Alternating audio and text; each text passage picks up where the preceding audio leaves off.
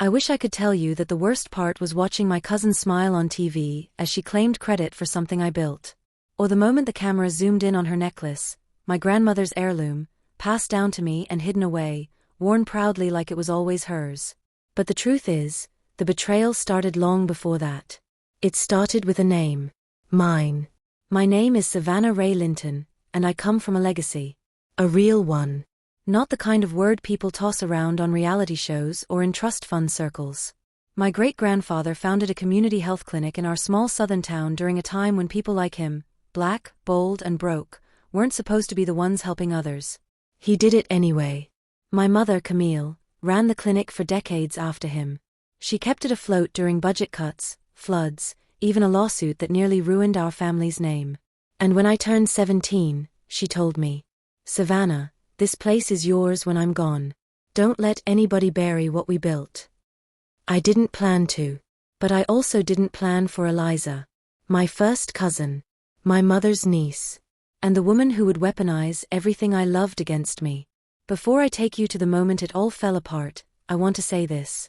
If you believe stories like this should be heard, real ones where pain leads to growth, please consider subscribing to this channel. It helps amplify voices like mine, and maybe, just maybe, prevent someone else from going through what I did. Now let me show you what betrayal looks like, when it wears your own last name. I was in my 3rd year of med school when the clinic started struggling. Not unusual, we were chronically underfunded, and I was too buried in textbooks and clinical rotations to help. Eliza, who had been working in public engagement, offered to step in.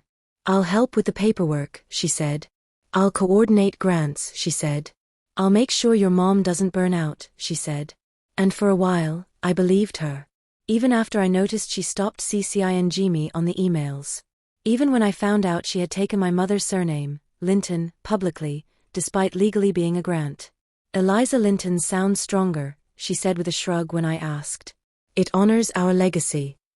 She smiled when she said that.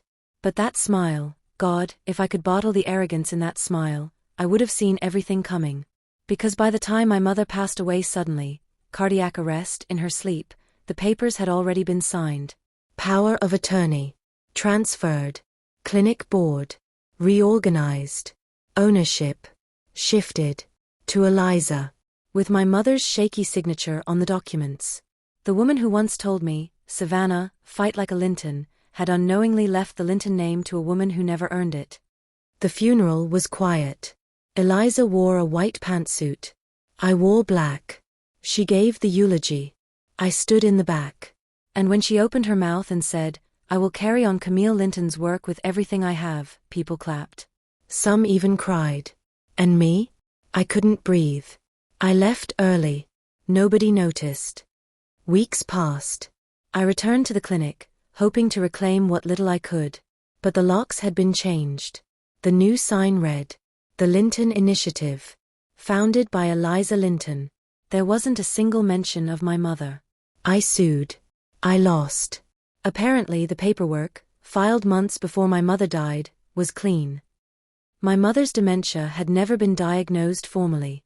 The court said there was no clear evidence of coercion. Eliza offered me a position.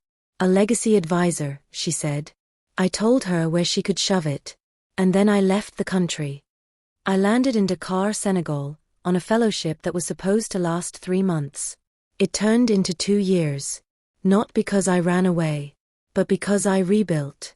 I created a program that trained local nurses in tech-based diagnostics, cheap tablets with software I developed to track patient history and symptoms in real time. By the end of year 1, the World Health Organization had noticed. By year 2, I was keynoting at global health summits. By year 3, my name, Savannah Linton, was finally being spoken again, just not in my hometown. And that's when I got the call. Not from Eliza, but from a journalist. "We'd like to feature the Linton legacy," she said. I paused. "I think you have the wrong Linton." "No," she said. "We're featuring both of you." That was the moment I knew. My silence had given her power.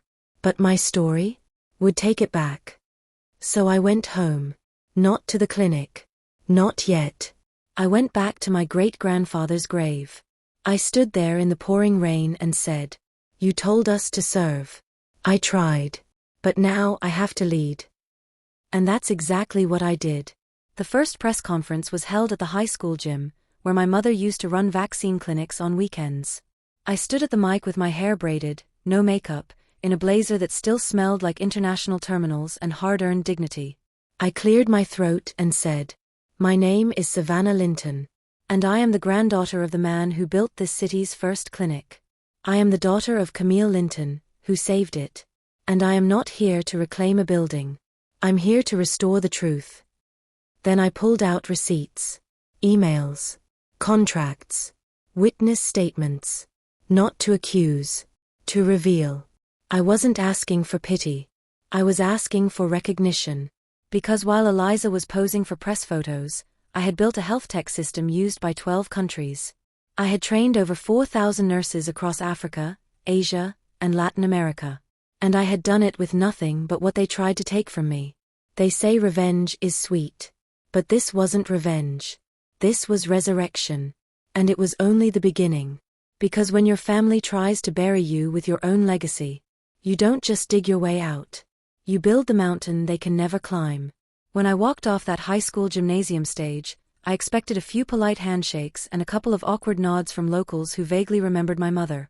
Instead, I was met by a line. Not just a line down the hallway. Young girls, teachers, 2 old janitors who remembered my mom from her blood pressure clinic days. People waiting to say, "We thought you were gone forever." People saying, "We're glad you came back." But you know who wasn't there? Eliza. Her absence was so loud it felt like feedback from a broken mic. Which was ironic, because she was the one holding her own press conference the very next day. Standing in front of the Linton Initiative with her signature white suit and a laminated version of her family tree behind her, she smiled for the cameras. "Let's not allow sensationalism to diminish the great work being done here," she said smoothly. "The Linton legacy belongs to all of us. All of us." What a neat way to say, "I'm not giving it back."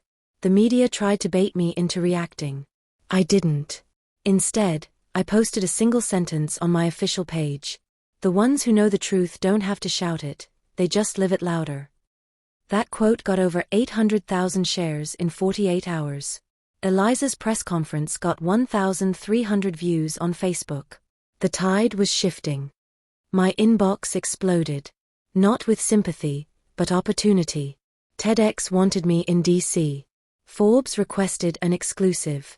A venture philanthropy group based in Amsterdam offered to fund an expansion of my diagnostic software into rural America, if I could find a location. That last part? That made me pause. Because I had a location. Or at least, I knew one that used to be mine. The question was, did I really want to fight Eliza for it? I thought about my mother. Would she want me to take back the building? Or build something unignorable? I had my answer before I even closed the email. 3 weeks later, I stood on a patch of land 10 blocks from the old clinic. Overgrown grass. Cracked sidewalk. Forgotten. Unused. It used to be a housing lot for nurses before funding dried up. I posted a photo of the land on my page with no caption. That image went viral. Not because of what it was, but because of what people believed it could be. Within days, volunteers started showing up. Engineers. Contractors. Old classmates. Some folks I hadn't seen since homecoming sophomore year were now hauling bricks and bringing blueprints. Local news ran with it. Savannah Rae Linton returns to build the future of healthcare access, from scratch. But Eliza? She didn't stay quiet for long. She posted a statement on the Linton Initiative page. "We hope Savannah's new venture uplifts the community. At the same time, we caution the public to discern between legacy and spectacle." Spectacle. Imagine calling someone's resurrection a spectacle while still standing on the grave you built with their name. Still, I didn't clap back. I didn't need to. Because 2 days later, the World Health Organization issued a formal statement. Dr. Savannah Rae Linton has pioneered a scalable health tech solution implemented across 5 continents. Her upcoming center in the U.S. is part of a groundbreaking global pilot program for digital diagnostics. You can't outshine someone who's already lighting up the globe. The new center took shape fast. I named it the Camille Initiative. No need for my name. No need to reclaim Linton. Just my mother, the woman who planted the seed that everyone else pretended was theirs. We didn't just build a clinic. We built a tech hybrid campus. We had a telemedicine wing, a digital literacy lab, mobile diagnostic vans equipped with solar-powered AI tablets, a mural painted by local artists showing generations of women in healthcare, ending with a blank silhouette titled, "The Next You." People came from all over to tour it. And every time someone asked if this was revenge, I said no. This is correction. Because revenge would have meant dragging Eliza publicly, legally, and emotionally. Correction meant thriving in such a way that history had no choice but to edit itself. One afternoon, I received an envelope at my office.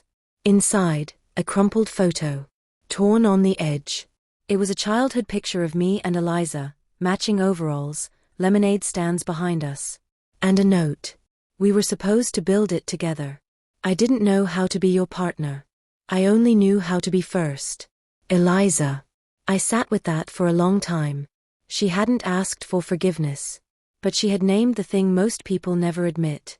That insecurity dresses up like ambition far more often than we realize. Still, I didn't respond. Because closure isn't something you give to other people. Sometimes, closure is just the moment you realize you no longer need their permission to rise. Today, the Camille Initiative runs 5 satellite centers across 3 countries. Eliza still runs her clinic. We don't speak. But whenever we end up in the same article or panel invite, she stays quiet when my name is introduced. And that's okay. Because the moment I stopped fighting for a chair at the table that excluded me, I realized I was always meant to build my own. And now? The world is pulling up chairs to mine. My name flashed across the welcome screen like a headline. Innovation for Humanity Summit, keynote speaker, Dr. Savannah Rae Linton. Beneath it was my photo, one I didn't recognize, probably taken by a journalist months ago.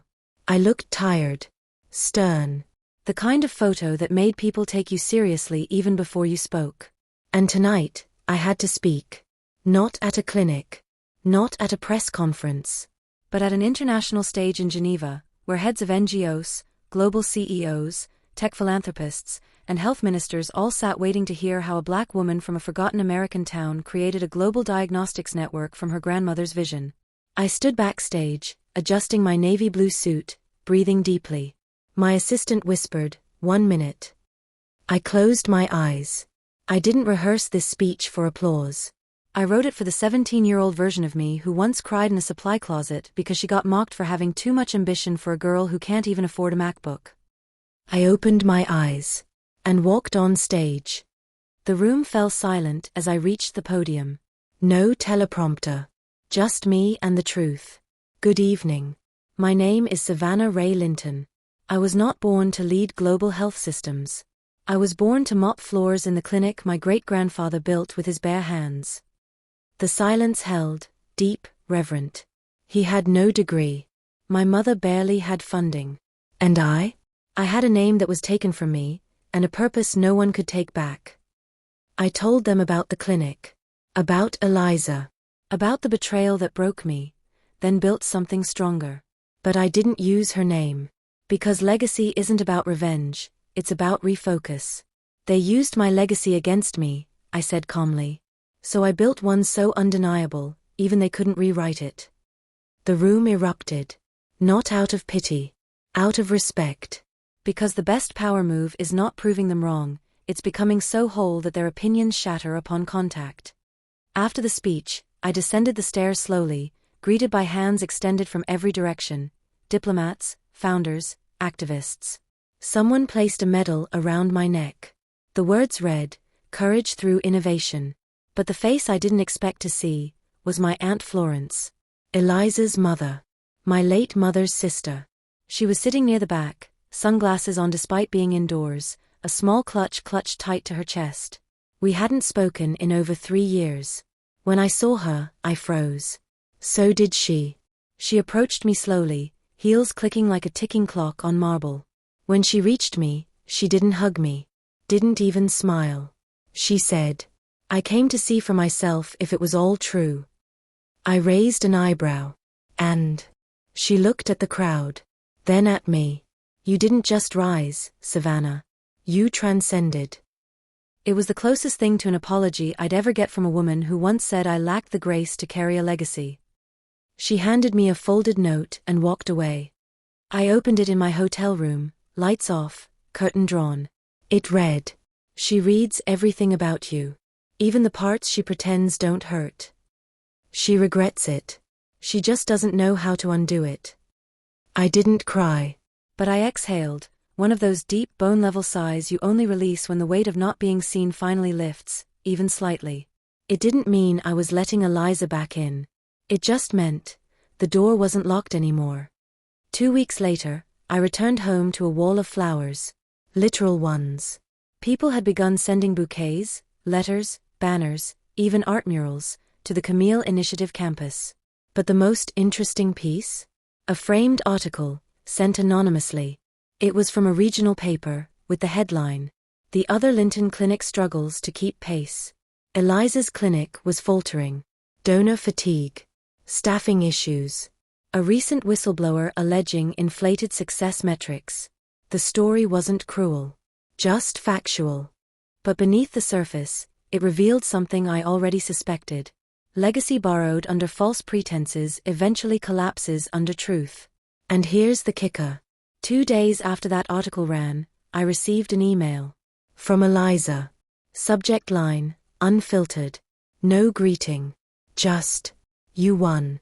I fought so hard to hold the name, I forgot how to live it. I was always afraid you'd outshine me. But you didn't. You just lit a path I couldn't follow. Do you hate me? I stared at that line for hours. Do I?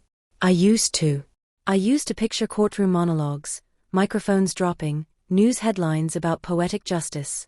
But now? Now I had thousands of health workers relying on me. Now I had girls who wrote letters saying, "I never knew we could be this." Now I had peace. So no, I didn't hate her. I replied with one sentence. Your apology came late, but my forgiveness doesn't have to. She didn't respond. But I saw quietly that she stepped down from her role 2 weeks later. Months passed. The Camille Initiative expanded to 6 more campuses. We partnered with MIT on a low-cost prenatal diagnostic AI. We won a humanitarian award.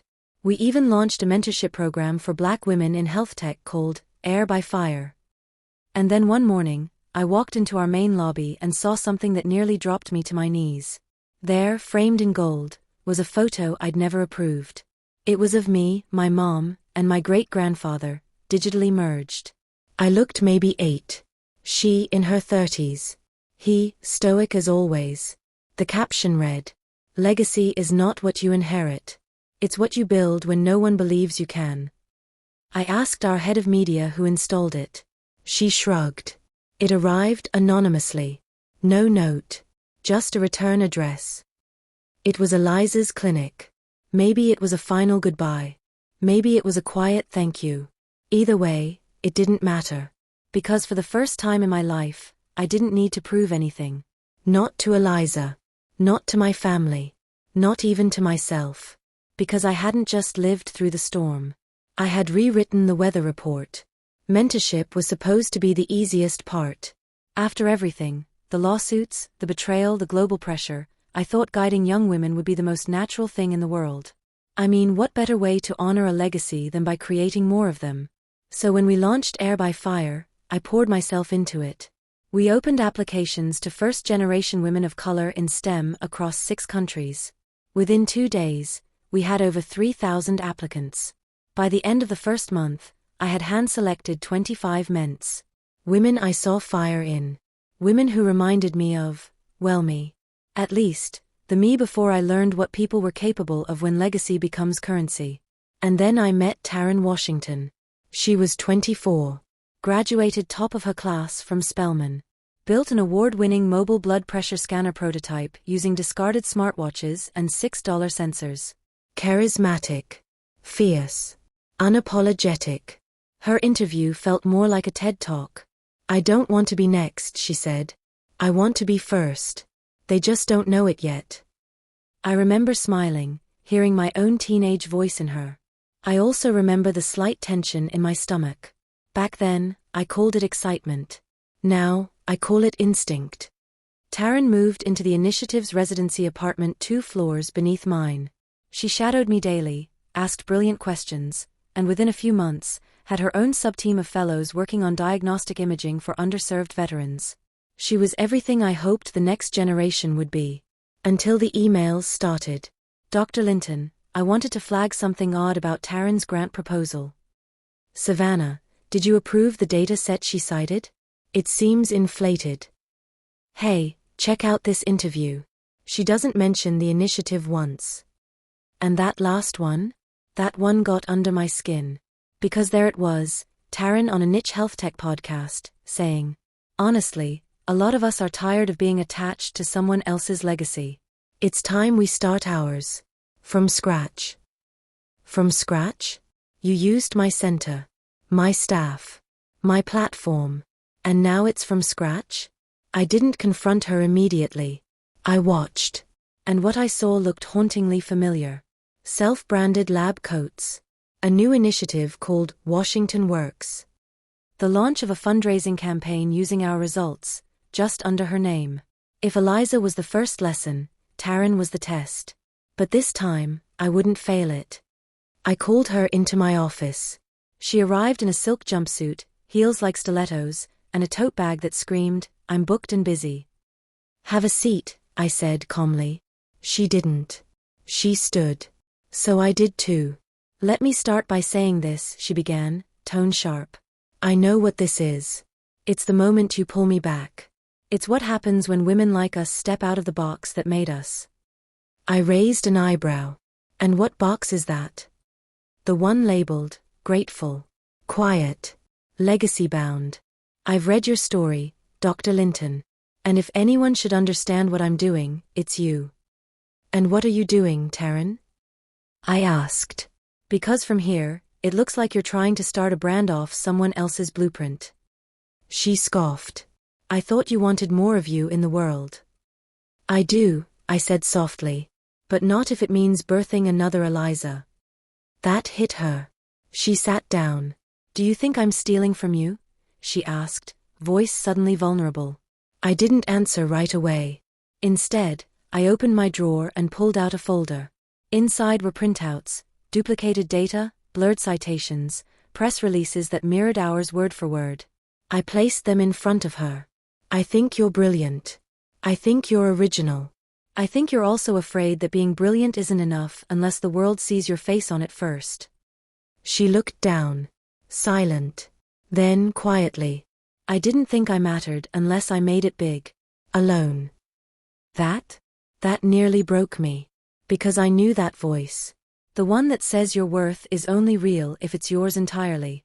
The one that makes you tear down allies just to be seen by enemies. So I did something unexpected. I pushed the folder aside. And I said, Taryn, if you really want to lead, start by honoring what led you. She took a leave of absence. I didn't hear from her for weeks. Rumors flew. Some said she was going independent. Some said she was crushed and left the industry. I didn't chase her. Because true growth can't be micromanaged. And then one morning, I received a package. Inside, a slim hardcover book. Self-published. Titled, Air by Fire, Why the Torch Must Be Shared, Not Stolen. Author, Taryn Washington. I opened the dedication. To the woman who lit the match. I tried to burn the torch to keep it all for myself. She taught me the power of passing it instead. Inside, she wrote openly about her mistakes, her fears, and how ambition without ethics becomes theft, even if you're stealing from people who look like you. It went viral. But for the right reasons. And in doing so, Taryn did something I never expected. She made my story into our story. Eliza never got that chance. She burned her bridge, stood on the ashes, and waved. But Taryn? She built a new one. And named every brick. A few months later, she rejoined Air by Fire, not as a mentee, but as a co-director. Because sometimes, the legacy you protect doesn't need walls, it needs windows. So the next generation sees both the beauty and the boundaries. Now when people ask me if I'm proud of what I built, I don't show them photos of awards or news headlines. I show them the room full of women who once whispered, "Is there space for me?" and now yell, "Make more." And I tell them, the future isn't female. The future is accountable, collaborative, and loud. And if you're lucky, it's forged in fire by women who refuse to be erased. It came in a velvet box. No note. No courier badge. Just a navy velvet box with a gold eagle crest on top, sitting neatly on my desk the morning after I returned from Nairobi. I knew what it was before I opened it. The Presidential Humanitarian Star. The highest civilian honor for non-military service in health advancement. I should have been elated. But I'd learned something by now. When the world finally claps for you, you better check who's behind the curtain holding the mic. 2 hours later, I got the official call. The President's Chief of Staff. He congratulated me, praised the Camille Initiative, and said the First Lady herself had been following my work since the Senegal rollout. Then he said something else. "We'd love for you to attend the White House Gala next week. The President will present the award live. And we'd like you to consider something else." I waited. "Would you be open to exploring a formal role with the Global Health Task Force next year? Maybe co-chair of a multi-billion-dollar global impact entity. On paper, a dream.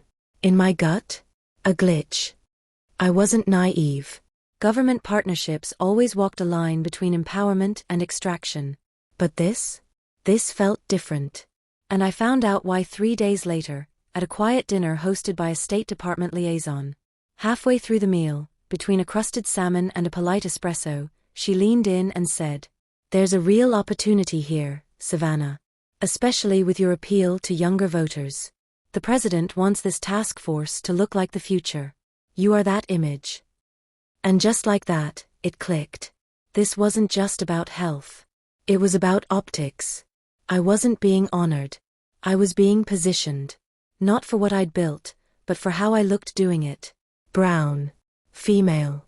Respected. Palatable. A legacy leveraged by someone else, again.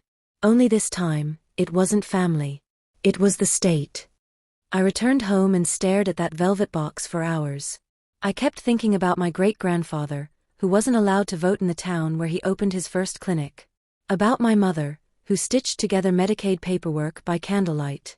About me, once locked out of the very building I grew up sweeping. And now? Now they wanted to give me a badge, to co-sign their credibility. It felt eerily familiar. And yet, something stopped me from burning the whole thing down. This wasn't Eliza. This wasn't betrayal.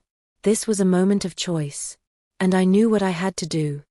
At the gala, I wore a tailored crimson suit, no dress, no diamonds. When they called my name, the crowd rose to its feet. Cameras flashed. Hands reached. And as the President extended the medal, I smiled politely, took the mic, and said, "Thank you. I accept this honor. But I do so with a question. Who gets invited to serve before they are celebrated?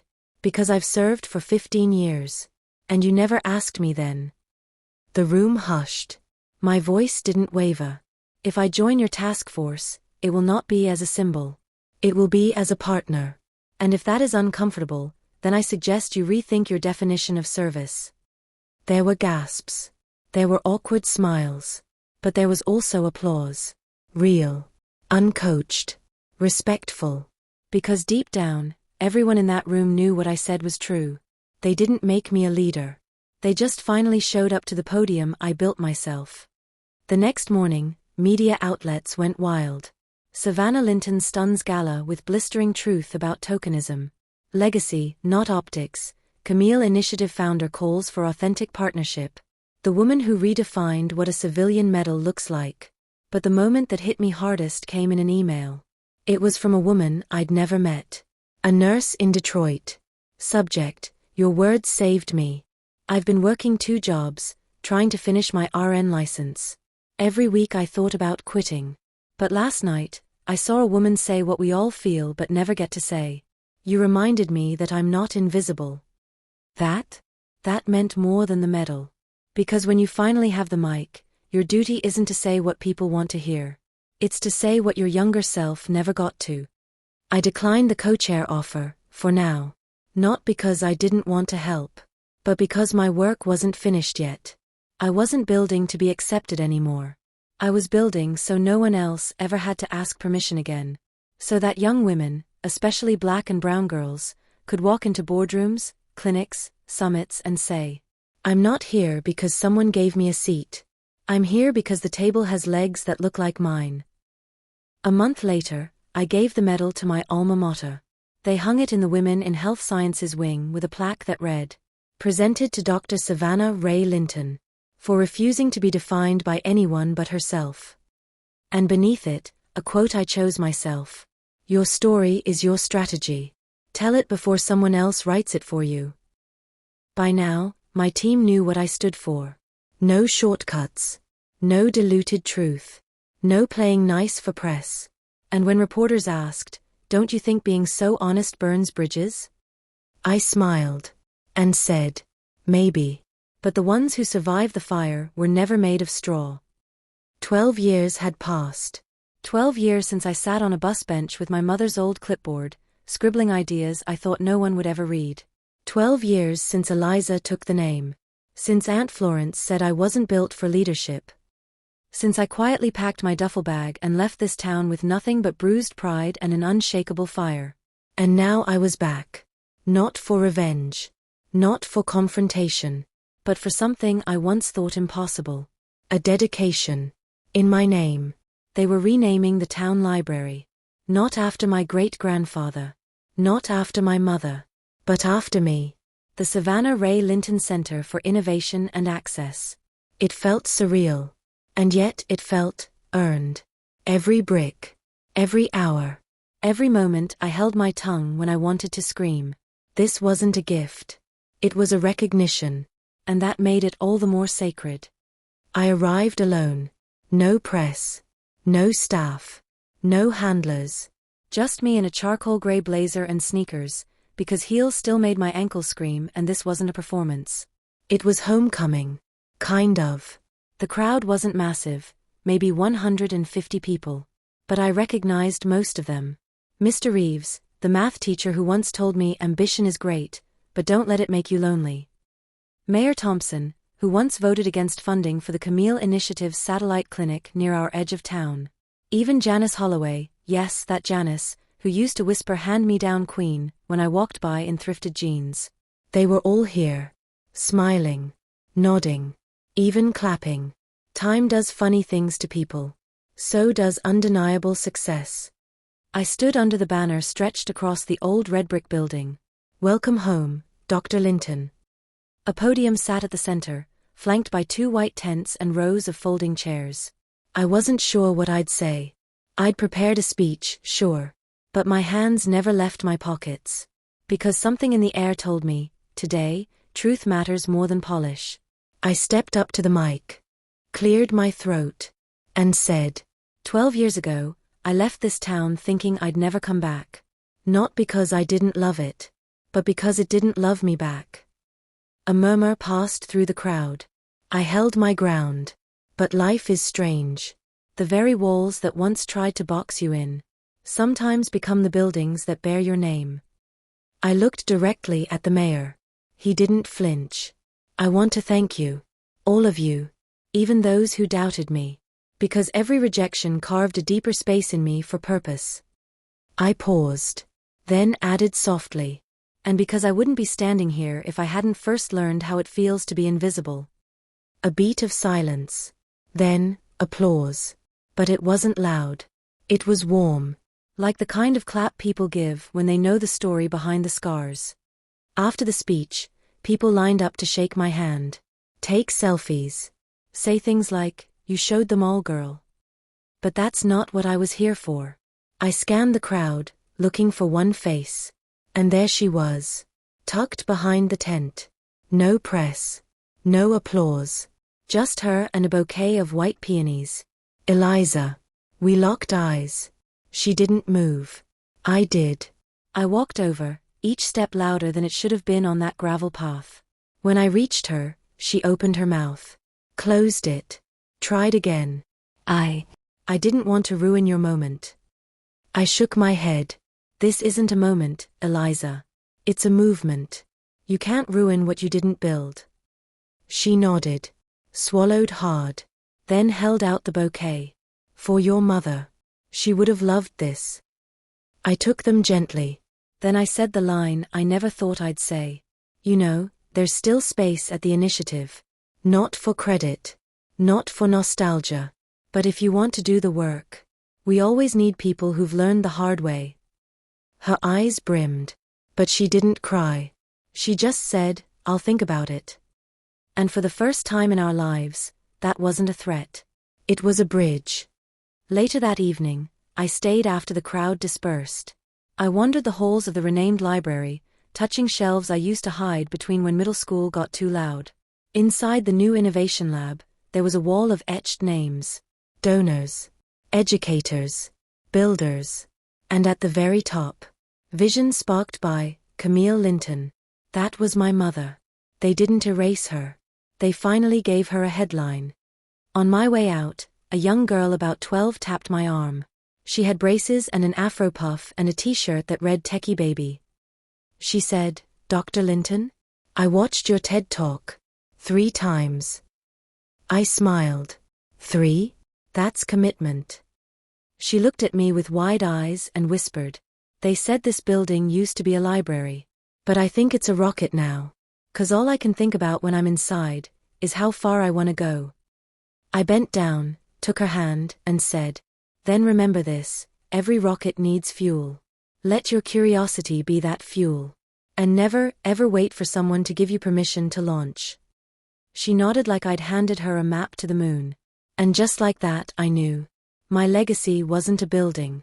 Or a medal. Or even a name. It was her. It was everyone who'd ever been told they were too loud, too ambitious, too inconvenient. Everyone who watched me fall and rise again, and realized they could too. Everyone who finally knew. Legacy isn't what you inherit. It's what you refuse to let die. Even when the world buries it alive. And mine? Mine now had wings.